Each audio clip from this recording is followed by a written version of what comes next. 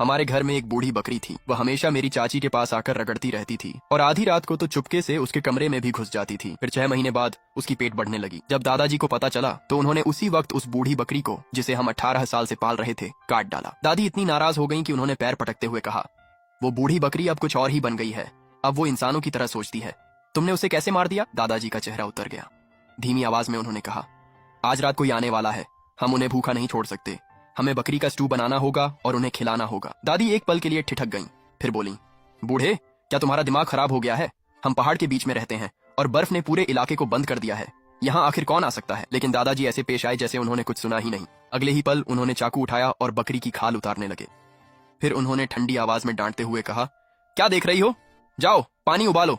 मांस अंधेरा होने से पहले तैयार हो जाना चाहिए। यह सुनकर दादी ने भौहें सिकोड़ ली और एक बार फिर उन्हें समझाने की कोशिश की। सुनो, यह बकरी मनहूस है, हम इसे नहीं खा सकते। इसे इंसानों की तरह दफनाकर दुआ करो कि सब ठीक रहे। दादाजी ने तेवर बदल लिए। तुम्हें क्या पता, जिंदा रहना है तो मेरी बात मानो। इसके बाद दादाजी ने बकरी की खाल उतारना पूरा किया और उसे आंगन में कपड़े की रस्सी पर टांग दिया। जब हवा चली तो पूरे घर में उस बकरी की बदबू फैल गई। दादी वहीं खड़ी रहीं और एक लंबी सांस ली। उन्हें समझ नहीं आ रहा था कि दादाजी कब इतने अजीब हो गए, और वह जानती थीं कि अब उन्हें रोकना नामुमकिन है। इसलिए वह मुझे स्टोरेज रूम में ले गईं ताकि पानी गर्म कर सकें। उन्होंने मेरे कंधे कसकर पकड़ लिए और बोली, श्याओशान, दादी की बात सुनो। आज रात तुम उस बकरी का एक निवाला भी नहीं खाओगे। मैंने आधा समझते हुए सिर हिला दिया। जब दादी ने देखा कि मैंने हामी भर दी है तो वह थोड़ी सहज हो गई। फिर बोली, और सूप भी मत पीना। चिंता मत करो दादी, मैं न मांस खाऊंगा और न ही सूप पीऊंगा। वो बूढ़ी बकरी सच में डरावनी थी। जब दादाजी ने उसे मारा तो उसने बिल्कुल भी विरोध नहीं किया। वो बस दादाजी को शुद्ध नफरत से घूरती रही। अब वो बकरी जैसी महसूस ही नहीं हो रही थी। जैसे ही मैंने ये कहा, दादी का चेहरा पीला पड़ गया। उन्होंने मुझे अपनी बाहों में खींच लिया और फुसफुसाई, अपने दादाजी से दूर रहना। उसी वक्त दादाजी अंदर आए, आधा तसला बकरी का मांस लिए हुए, और पूछा, पानी तैयार है? हाँ तैयार है। दादाजी ने मांस को बर्तन में डाल दिया और दादी से कहा कि बिल्कुल भी मसाले न डालें।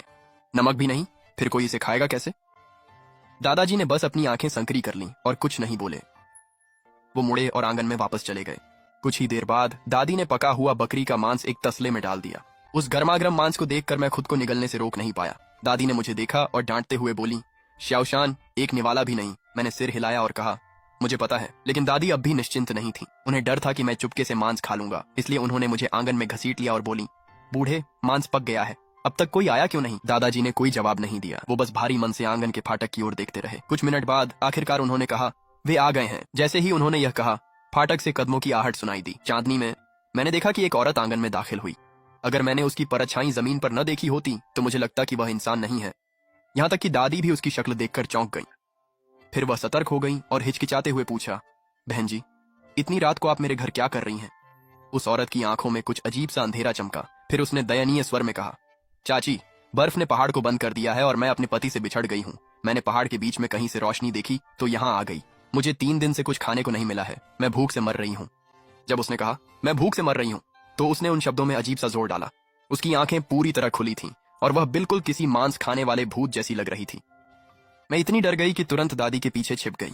वह औरत कुछ छोटे छोटे कदम आगे बढ़ी और मुस्कुराते हुए बोली, चाची, मुझे पकी हुई बकरी का मांस चाहिए। क्या आपके पास है? दादी इतनी घबरा गई थी कि वह प्रतिक्रिया भी नहीं कर पाई। जैसे ही वह औरत दादी के पास पहुंचने ही वाली थी, दादाजी ने ठंडे स्वर में कहा, मांस हांडी में है। इसके तुरंत बाद उन्होंने आधा तसला मांस निकाल कर ला दिया। जब उस औरत ने मांस देखा तो एक पल के लिए ठिठक गई। फिर हंसते हुए बोली, चाचा, इतना थोड़ा मेरे लिए काफी नहीं है। मैं 3 दिन से भूखी हूँ।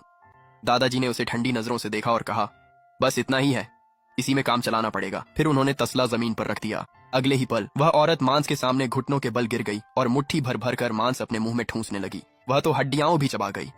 न टूटने वाली हड्डी वह निगल लेती थी। दादी ने दादाजी से धीरे से कहा, बूढ़े, वह लड़की इंसान नहीं, भूखे भूत जैसी है। तभी वह औरत दादी को देख मुस्कुराई। उसका मुंह गड्ढे जैसा काला था। उसके मुंह में एक भी दांत नहीं था। दादाजी ने अपनी चिलम के 2 कश लिए और ठंडे स्वर में बोले, बुढ़िया, पश्चिम वाले कमरे को साफ कर दे। चुनताओ वहीं रात गुजार सकती है।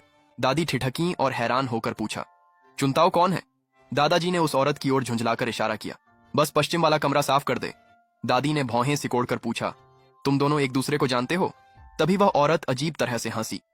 वह पहले ही पूरा मांस का कटोरा साफ कर चुकी थी और अपनी जीभ से धातु के कटोरे में बचे टुकड़े चाट रही थी। उसकी जीभ लंबी थी, लगभग सांप जैसी। दादी ने गुस्से में कहा, मैं नहीं करूंगी, अगर तुम्हें साफ करना है तो खुद कर लो। ये कहकर दादी मुझे लेकर पूर्वी कमरे की ओर जाने लगी। दादाजी दौड़कर आए और उन्हें रोक लिया। अभी जाकर कमरा साफ करो। जिस तरह से उन्होंने यह कहा वह डरावना था, जैसे अगर दादी ने मना किया तो वहीं उनका गला घोंट देंगे। दादी हिम्मत नहीं जुटा पाई कि उनकी बात न माने, इसलिए गुस्से में पश्चिमी कमरे में चली गईं। कुछ ही देर बाद वह वापस आई और बोली, बूढ़े, तुम मौत को बुला रहे हो। उसी समय वह औरत दादी के पास आकर मुस्कुराते हुए बोली, आंटी, आपका बूढ़ा आदमी तो बेवकूफ है। मेरी माँ ने तो आपको उसे मार ही देना चाहिए।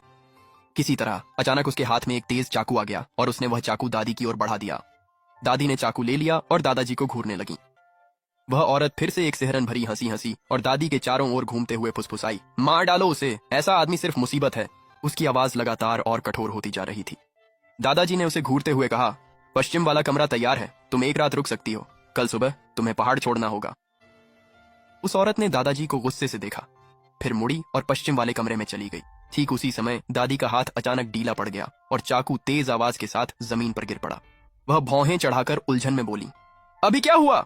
ये देखकर दादाजी ने अपना मुंह ढकते हुए धीरे से कहा, पहले अंदर चलो। तो हम सब अंदर चले गए और दादाजी ने दरवाजा बंद कर दिया। वे धीरे से बोले, आज रात पश्चिम वाले कमरे की औरत 3 बार खटखटाएगी। पहले वह श्याओशान से पानी भरने को कहेगी, पर श्याओशान बाहर नहीं जाएगा। आखिर वह है कौन और यहाँ क्यों आई? उसे अभी निकाल देना चाहिए, वह ठीक नहीं लगती। बुढ़िया, बचना है तो मेरी बात मान। फिर दादाजी मेरी ओर देखकर बोले, श्याओशान, अगर पश्चिम वाले कमरे की औरत तुमसे पानी लाने को कहे तो उसके लिए घड़ा भर देना। चाहे तुम कुछ भी देखो या सुनो, एक भी आवाज मत निकालना, ये बात याद रखना। 3 बाल्टी पानी से वह घड़ा भर जाएगा। तीसरी बाल्टी के बाद सीधे वापस आ जाना। चाहे वह तुम्हें कैसे भी रोकने की कोशिश करे, तुम्हें वापस आना ही है, समझे? जैसे ही मैंने बोलना खत्म किया, मैंने दरवाजे पर 3 भारी दस्तकों की आवाज सुनी। फिर बाहर से उस औरत की खोखली आवाज आई, चाचा, मुझे प्यास लगी है, घड़े में पानी नहीं है। मैं चाहती हूँ कि श्याओशान मेरी मदद करे और पानी लाए। जैसे ही दादी ने यह सुना, उनका चेहरा बदल गया। उन्होंने मुझे कसकर पकड़ लिया और छोड़ने से इनकार कर दिया। नहीं, श्याओशान नहीं जा सकता। ये देखकर दादाजी ने जल्दी से कहा, उसे जाने दो। अगर श्याओशान नहीं गया तो वह औरत कमरे में आ जाएगी और हम में से कोई भी जिंदा नहीं बचेगा। उसी समय बाहर से फिर से उस औरत की आवाज आई,